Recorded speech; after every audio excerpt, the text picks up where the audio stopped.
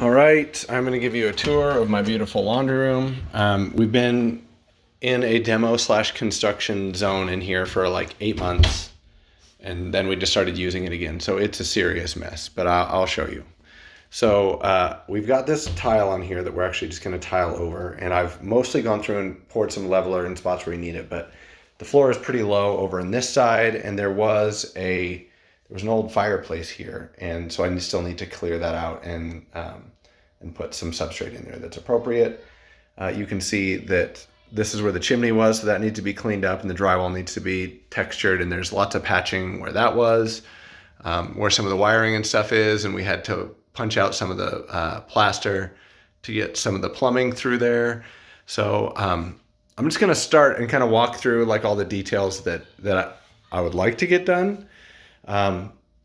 Potentially new trim all the way around, and the footer is wider than the wall, and so there might be something there that needs to be done. But I'm thinking about framing this door in. We don't use it, so I'm thinking about framing that door in and then just drywalling over it as well, but that would be a bonus.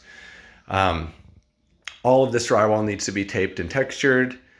Obviously lots of patching and stuff on the ceiling, and that's all plaster. Just so you can see the texture on this plaster, it's like an old kind of like rolled silica. It's not like a hand texture. Beyond that, I'm thinking about putting a slider in here instead of this French door. So that's a possibility. And this French door has been in here for like 10 years, and I've never trimmed out the base plate. So there's that. And then beyond that, what I would like to do, this is what the water softener and the water heater are here. I want the water heater moved over as far as it can go over here, and I want the water softener moved as far as it can go over here so that I'm not losing all this wall space, because I think we're going to put a sink over here. We'll probably get rid of this refrigerator, but anyhow, you can see that there's a bunch of like finish work to do. Everything here is functional, but it needs finish work.